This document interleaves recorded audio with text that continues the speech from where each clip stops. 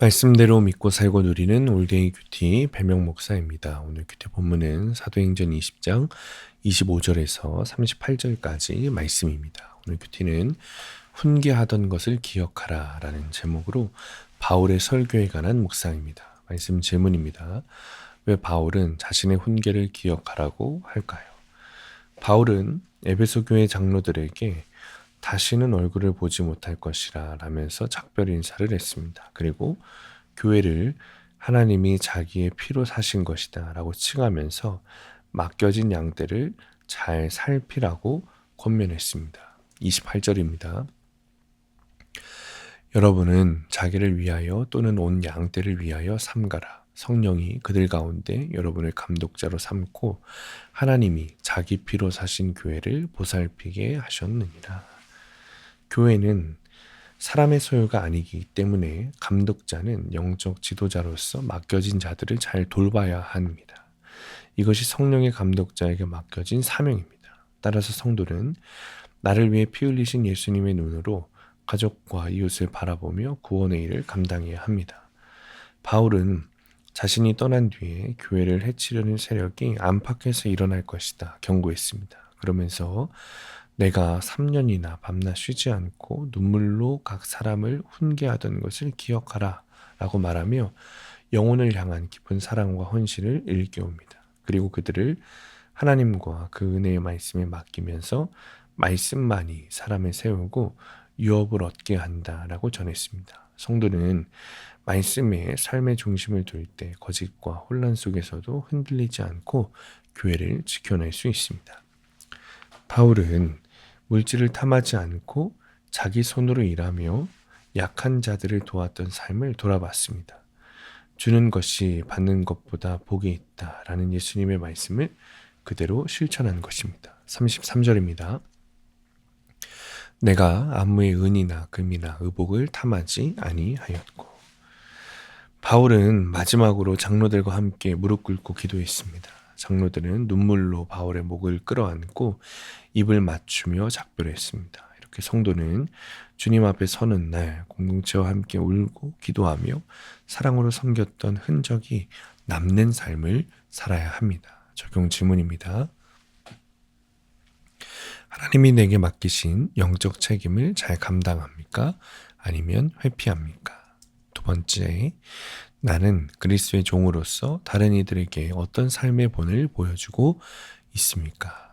오늘의 원포인트, 주는 것이 받는 것보다 귀합니다. 우리에게 주신 양들에게 우리는 바랄 것이 아니라 주어야 합니다. 주는 것보다 받는 것이 더 귀합니다. 늘 말씀으로 양육하며 그들에게 무언가 대가를 바라는 것이 아니라 사랑으로 잘 성장하기를 기도해야 합니다. 그때 바울처럼 자신의 제자들과 눈물로 포옹하게 됩니다. 오늘도 받는 일에 힘을 빼고 주는 일에 힘쓰는 하루 되시길 축복합니다. 기도하겠습니다.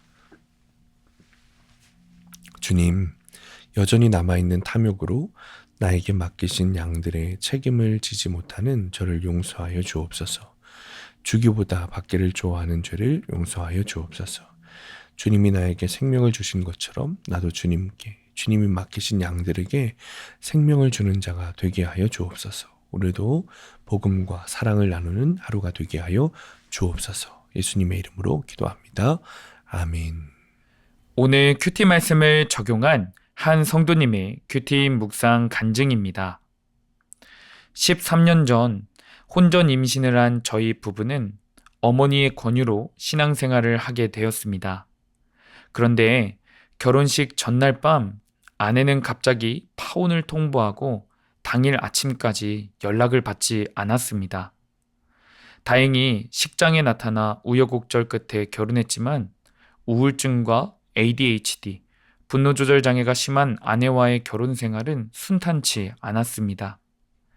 아내는 우울증이 심할 때면 저 때문에 인생이 망했다며 욕하고 분노를 표출했습니다.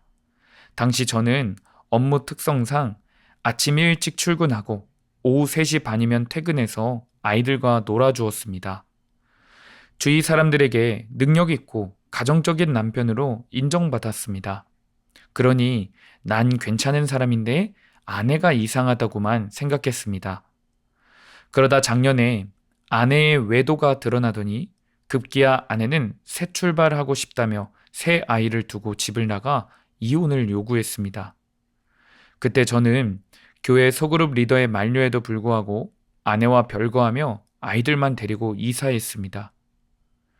그러던 어느 날 아침 출근길에 운전하며 기독교 라디오 방송 날마다 살아나는 큐티를 듣던 중 오늘 하루만 사세요 라는 말에 큰 위로를 받아 갓길에 차를 세워놓고 엉엉 울었습니다. 부모의 별거로 불안해하는 아이들에게 너무 미안했고 그동안 온몸으로 힘들고 아프다고 표현하는 아내를 정죄한 것이 깨달아졌습니다. 최근 재결합하여 함께 사는 아내에게 하고 싶은 말을 아끼고 제가 지적질하지 않아도 아내가 얼마나 노력하는지 보게 해주시길 기도하고 있습니다. 또한 불안한 가정 환경에서 상처받은 자녀들의 마음을 하나님께서 어루만져 주시길 기도하고 있습니다.